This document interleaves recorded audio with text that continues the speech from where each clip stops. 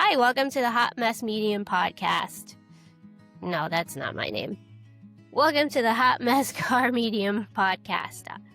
This is a podcast where we talk about psychic gifts, intuition, energy healing, all while someone is crying for a snack. And that someone is me. I'm Janet. I'm a Reiki Master, a medium, and a mildly unhinged mom that is usually trying to break fights between two little girls back there and who have definitely left some questionable substances. You'll probably smell them later.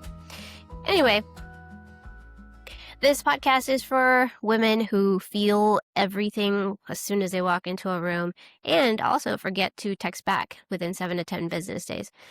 And shout out to those friends who stick around even when you don't write back. Those are the real OGs. Anyway, we're going to get into all of that. So grab your coffee and buckle up. I love cursing and swearing, but I want to keep this family friendly and not be censored by the platforms that be. So I'm going to curse like Eleanor from The Good Place. I'm talking shirts, forking, any of that. And if that's not your jam, two forking bed. Moving right along. All right, you probably were struck by the name of this episode as Reiki is a little black dress of spirituality. Think about a little black dress. Almost every woman probably has one in their closet. And you can use it for anything. Job interviews, funerals, dates, Tuesdays, whatever. It doesn't matter what size. It doesn't matter even how it fits you. It's just the little black dress that goes with everything. And if you are a millennial or an elder millennial, you know that the 90s were all about magazines telling us how we need to go from day to night glam. Little black dress was always part of that. And Reiki is the little black dress, but for your soul. Okay. Before I get into more of that, I want to clear up something. I did not come to Reiki understanding exactly what it was the minute that I found it. I was like, that's a weird word. And you're saying that there is no exchange of anything. So usually a massage, right? You get a massage, you get some relaxing time, then you pay. But with Reiki, you can't see it. So I was like, what? And I couldn't wrap my head around it, right? I'd heard about it. I'd read about it. But my brain was like, are you sure?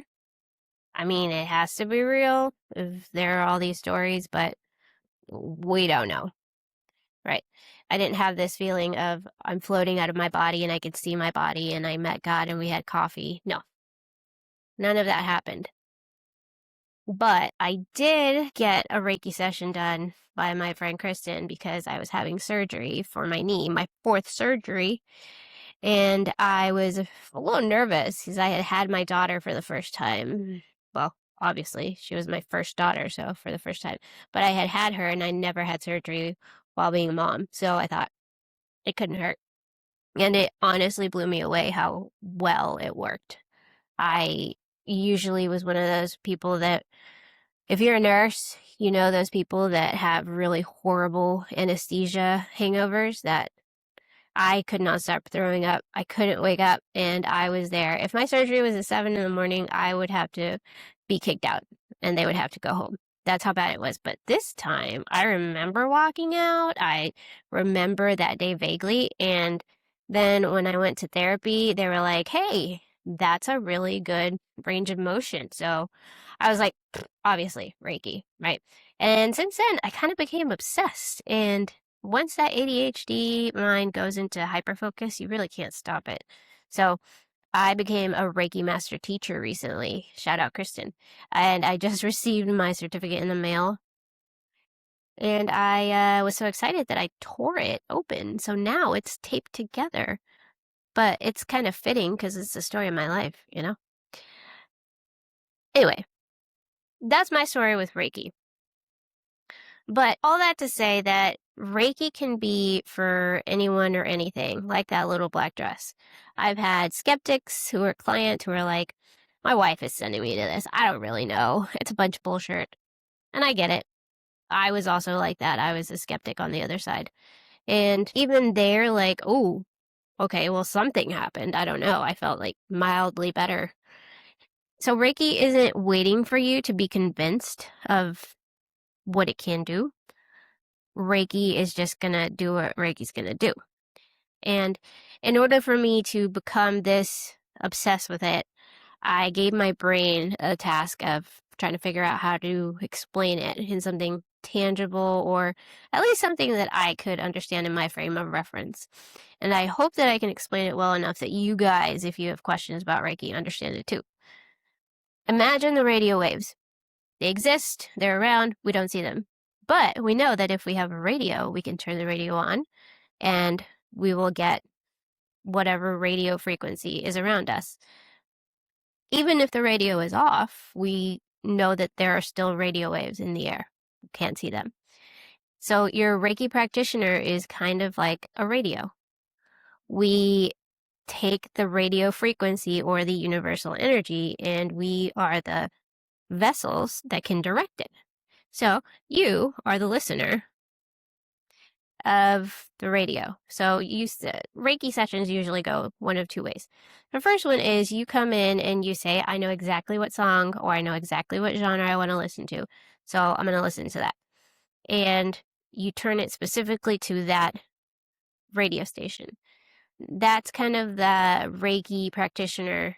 That's what they do when you say, I have this like shoulder pain, or I have this ankle pain, or I really want to work on this grief that's been around for so many years and it's just really hitting me harder, or I want to work on my anxiety, kind of tone it down a little bit. And we do that. We say, oh, okay, cool.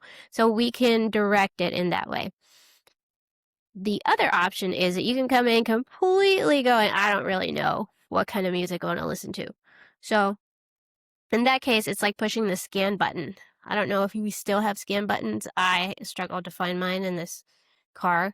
But back in the day, you used to hit scan and the radio would just try and cycle through all of the radio frequencies that are around it and would play songs. That's kind of like what Reiki is when you don't want to work on a specific thing. It kind of circles and goes where it needs to go, and it heals what it needs to heal.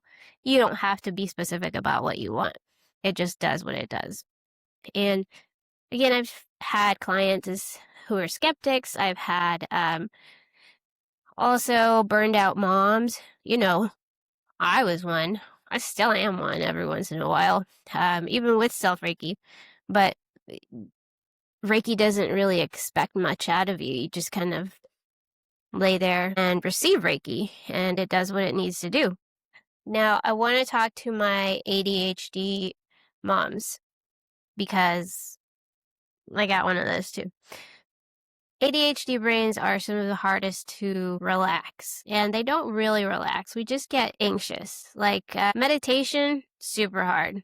Journaling, not as hard. Still hard, yes. Breath work, moderately hard, but it expects you to sit down and sit still, and that's not a jam, So Reiki seemed to be the only thing that could get past the defenses of my brain, who is like, what, who's there? Who's telling us to shut down? Why? Why are they saying this? And it's so great to feel that, because I imagine that the Reiki energy is going into my body and it's hitting my entire body. And so I imagine it kind of like water going through water slides. It's just going, doing what it needs to do. And then when I feel it, I'm done. So it gives my brain a job to do. And I really recommend it for burned out ADHD moms. Let me talk about what a Reiki session is with me, at least, because a lot of different Reiki practitioners have different ways of doing things. And if it's in person, then we will sit down, and if you are a talker, we can talk it through. I can tell you what I'm working on. If not, sit down quietly, turn your brain off, take a nap, whatever. Reiki's going to do what Reiki's going to do, Is that a puppy? No. Okay. I was about to pause this podcast. If it's a virtual session, which I do as well, it depends on the person who's receiving it. I usually say you can do whatever you've been doing. You don't have to sit down or lay down and be completely silent. You can just go about your day. Reiki's going to do what Reiki's going to do. Or you can lay down, use it as nap time. And I usually get messages sometimes during Reiki sessions. If it's a virtual session, then we will talk towards the end, maybe the last 5 or 10 minutes of a session, and say, this is what I got. This is what I see. This is what, all of that. And if it makes sense, it makes sense. If it doesn't, then it doesn't. Usually, though, I will know instinctively where you've had some trouble. And this is what kind of is mind-boggling for a lot of people. Like, how did you know that my wrist was hurting? Or how did you know that there's a specific, there's a specific part of my body that hurt? Or how did you know that I had this pain? I can specifically go into where you can feel it in like by fingertip, not just like, oh, your left shoulder hurts. No, I could be like the little spot, like maybe 5 inches down from your ear. I don't know how, but it does just happen. And I think it's Reiki's way of telling me, hey, I need to go there. Can you please direct me that way? And usually people say it feels a little bit better. Now, it's not a cure-all. Please still go to the doctor. Um, I am medicated, caffeinated, and moderately regulated. Science is awesome. Go to the doctor. But you do feel some nervous system calibration, I guess, to try and make the outside world not be so loud for your nervous system, right? If you are a very sensitive soul, I'm a sensitive soul, my daughter's sensitive, we pick up on things that aren't ours. Maybe Reiki needs to help you get rid of that. And that's what it does. Questions that are probably going through your mind. Is Reiki religious? No, Reiki doesn't care. You could be atheist, Buddhist, Jewish, Christian, could be obsessed with crystals, have commitment issues. It doesn't care. It's universal energy, so it's there for everybody. Can I do Reiki on myself? Yes. I love when people ask this because, yes, you can do Reiki on yourself. And because I'm a Reiki master, I can teach classes and teach people how to do self-healing and attune them. It's really great because once you have Reiki, you have it forever. So for moms, and we don't have a lot of time. Sometimes my Reiki sessions for myself are like the morning on the drive, like, all right, Reiki, do your thing. So I don't have the kind of time to just stop. I get somebody asking me for snacks or somebody saying like, Mommy, what are you doing while I'm in the bathroom?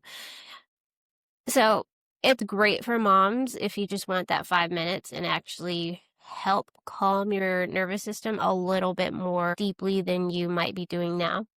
And do I have to believe in it for it to work? No, it doesn't. It doesn't need your approval. If you're there and you're consciously giving permission for the energy to go in, it's not waiting for you like, oh, are you sure? No, that's not going to do that. So it's going to work regardless of whether you believe it or not. And another question I get is, does a practitioner take on my energy? No, no, no, no. A very well-trained practitioner is going to know how to protect their energy. And we're not really taking anything from you. We're just directing the energy to go through you.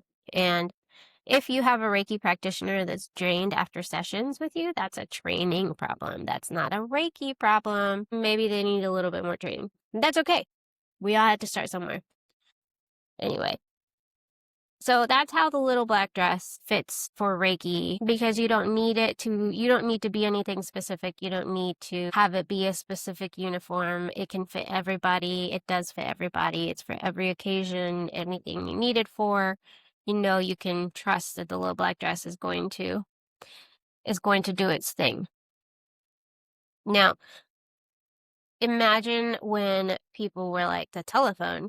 What are you talking about? You mean that there's this like box that's going to connect me and I can talk to somebody else who's not even in my vicinity? Yeah. Imagine when the television came out, like, how are these pictures getting to there? Are there people in the TV? No. And then we figured it out and accepted it. Wi-Fi. Have you tried explaining Wi-Fi? Those of us who were there when it started. You ever try explaining Wi-Fi to a boomer? Because they're like, where is it? What is this? What's this Wi-Fi? And you're like, bro, I don't know. It just happens and you need this router and that's how it gets to your computer. All that to say that a lot of things that we never saw before, now we take for granted. And Reiki isn't so mainstream right now, but it'll have its moment and you'll be pretty smug whenever you know about it. And other people are just jumping on the bandwagon. Like when gluten was a thing, right? Like, I'm gluten-free. I am gluten-free, but because I get horrible migraines, I hated the question. Like, oh, are you trying gluten-free? No. Okay. I can't try. I freaking need to avoid gluten because it's just my brain will say, what is this? Anyway, that's what Reiki is like right now, where you're like, I can't see it. Doesn't mean it doesn't exist. Gosh, I wish I had a slushie right now. Be amazing. Once you give Reiki a shot, you're just going to be like, how the fork did I have this not in my life for so long? Because it's honestly so fun to think that there's this kind of energy that is accessible to everybody. That's why I say when I teach, you don't need a Reiki practitioner. You can just do it yourself if you are Reiki 1 trained. And that's why Reiki is a little black dress of spirituality. If you were listening to this and something resonated with you and you're the person who hasn't really been able to name what they're feeling their whole life and you want to get into that and learn what that is, I also made something for that and it's the link in the bio. Link in the bio. No, it's in the comments or in the description. Whatever this is. This is the first time I'm putting my face to this podcast, okay? I kind of like when I've had my oldest, just going with it, seeing what happens. And you can follow along on Instagram or TikTok at Good Luna Healing. And I have a lot of other fun, unhinged shirts all over social media and this podcast. I'm going to try and do more of these, like learning, but also just maybe go on tangents. I don't know. It's really what my brain wants to do. Which sometimes it wants like 7 cups of coffee and a new purse. You know, you feel me? Anyway, stay tuned, follow along, and I'll see you in the next one.